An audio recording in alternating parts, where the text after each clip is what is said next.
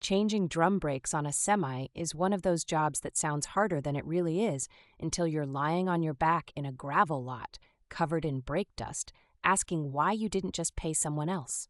But don't worry, I've got you.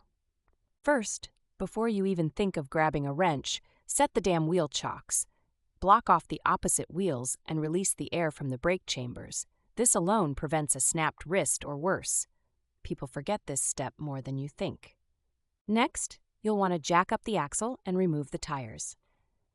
This isn't the gym. Use a proper heavy-duty jack and jack stands. These wheels weigh over 200 pounds each. Trying to deadlift them will not impress anyone, trust me. With the wheel off, you'll remove the brake drum. Often this means tapping around the edges with a rubber mallet. It'll be heavy, like 100 pounds of uncooperative steel pizza tray. Cracked knuckles are a rite of passage at this point. Now you're staring at the brake shoes and springs. This part is like playing Operation, only with 600 psi of air linking everything. Use a brake spring tool and take photos, lots of them, before removing anything. You'll thank yourself when reassembly comes. Remove both return springs, then pop off the shoes. This part feels satisfying, like finally getting your boots off after a 14-hour shift. Check your camshaft and rollers, too. If these are worn, you'll just be burning through new shoes faster than before. Clean the hardware. What's often overlooked is how much impact residual brake dust has. Use brake cleaner and wear a mask. This isn't just gross, it's carcinogenic.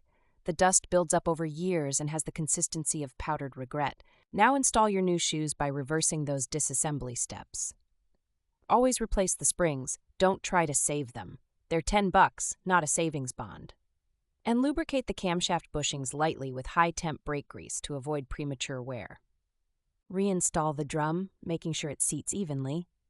Spin it a few times by hand for drag or high points.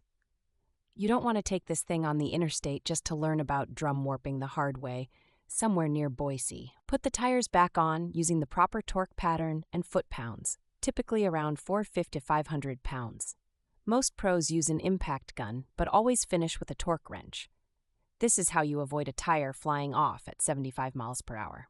Once everything is buttoned up, release the brake chamber caging bolts and do a test brake cycle. Listen for leaks, squeals, or that sound of uh-oh. Then drive in a controlled area and test the brakes under light pressure before hitting the road. Changing semi-drum brakes is one of those jobs you do once, and you're suddenly every trucker's go-to mechanic. It's messy, it's sweaty, but it saves hundreds, maybe thousands, if you're running a fleet. Skill like this pays for itself quicker than you'd think.